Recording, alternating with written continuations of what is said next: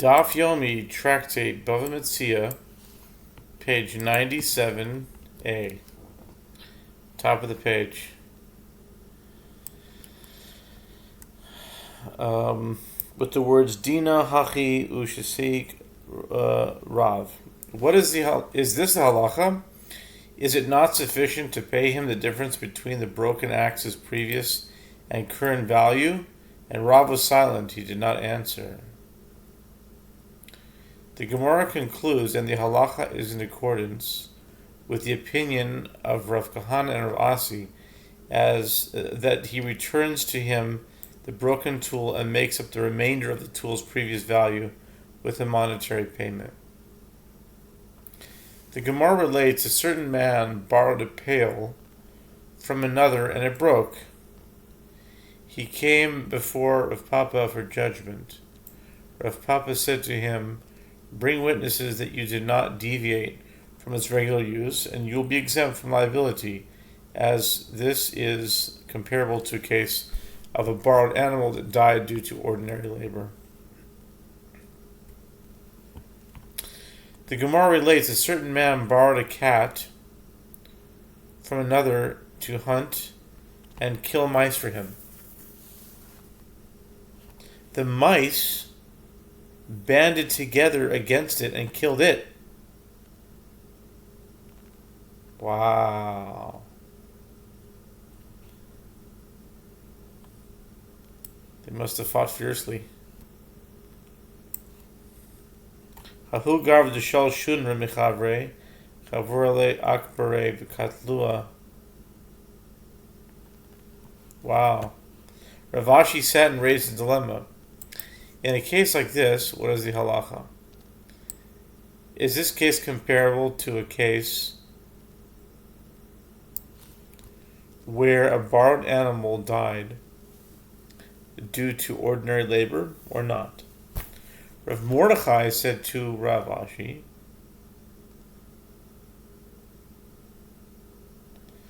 Avimi of Hagronia said,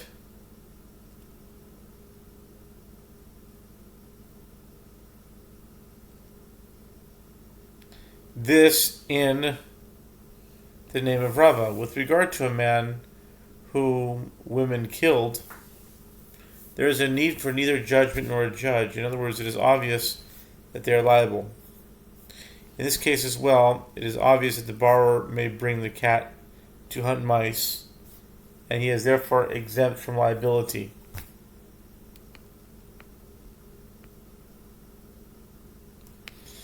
There are those who say that the incident actually occurred as follows. The cat ate many mice and was harmed by doing so and died.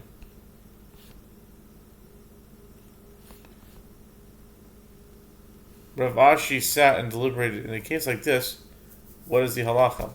Rav Mordechai said to Rav Ashi, Avimi of Hagronia said this: with regard to a man who overindulged in sexual intercourse to the extent that women killed him by exhausting him.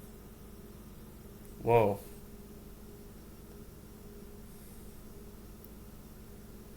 With regard to a man who overindulged in sexual intercourse to the extent that women killed him by exhausting him, that a woman killed him, there is neither judgment nor judge. In other words, there is no redress since it is his own fault.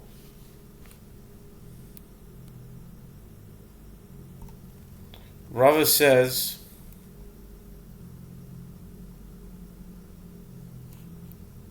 Lodina v'lodiana.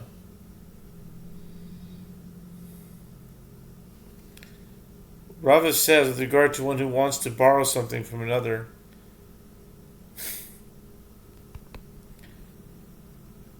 and be exempt from liability, let him say to the lender, at the time of borrowing, pour me water.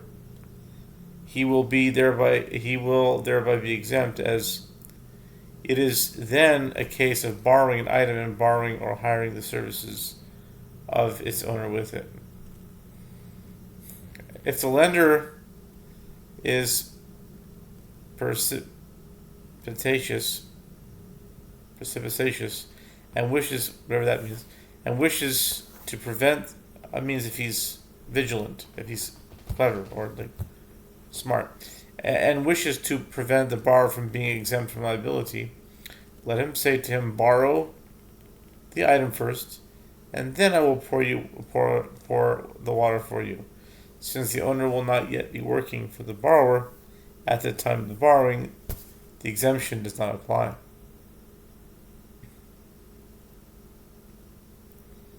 Rava says a teacher of children,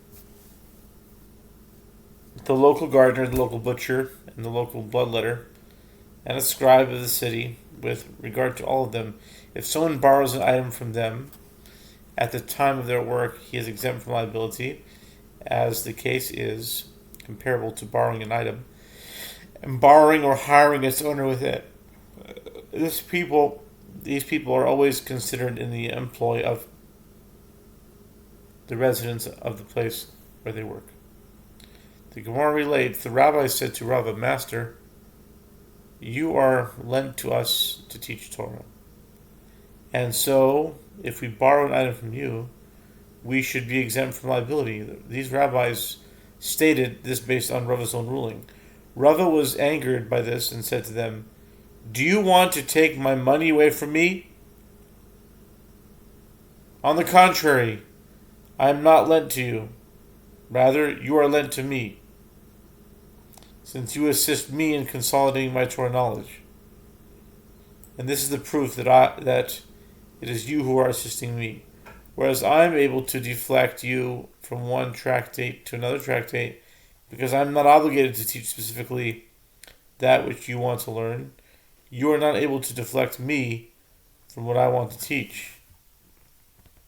The Gemara comments, but it is not so that a teacher is never lent to his students. During the days of the Kala, in the Archi Kala, the gatherings for Torah study during Elul and Adar, the teacher is required to teach a specific subject, and therefore he is lent to them. During the rest of the days of the year, they are lent to him, as he can teach whatever subject matter he wishes. Mereimer Bar Chanina, Gemara relates, Mereimer Bar Chanina rented out a mule to the residents of Bei Chozai. He went out to raise up a load onto the mule together with those who rented it. Later, they were negligent with the animal, and it died. They came before Rava for judgment, and he deemed them liable to pay.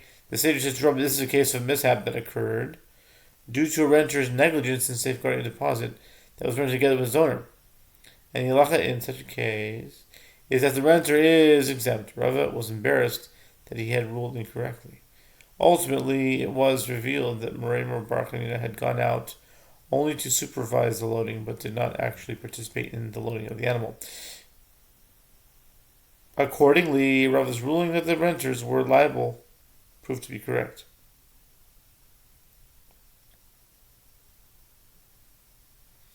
The Gemara comments,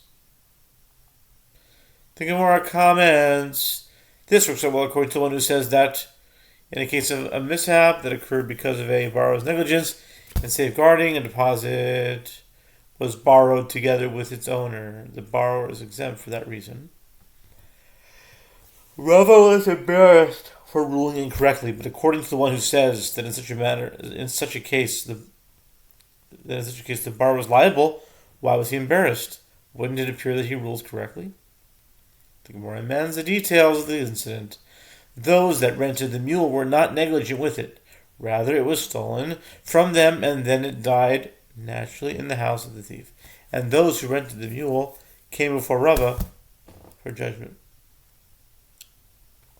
and he deemed them liable. The sage says, Rava, this is a case of theft of a deposit that was borrowed together with borrowing the services of the owner, and so the borrower should be exempt. Rava was embarrassed that he had ruled incorrectly. Ultimately, it was revealed that Merayim Bar Chanina had gone out only to supervise the loading, but did not actually participate in loading the animal. Accordingly, Rava's ruling proved to be correct. New Mishnah, and we'll continue on to the next Amud. But anyway, new Mishnah, Shoal Sapara. There's one who borrowed a cow. He borrowed it for half of the day and rented it for the other half of the day. Or he borrowed it for today, rented it for tomorrow. Or he rented one cow and borrowed another one from the same person. And in one of the first two cases, the cow died, and it is not clear during which period the old cow died. Or in the last case, one of the cows died, and it is not clear whether it had been a borrowed cow or the rented cow. If the lender says borrowed cow is the one that died, or it died on the day that it was being borrowed. So we continued on 97b.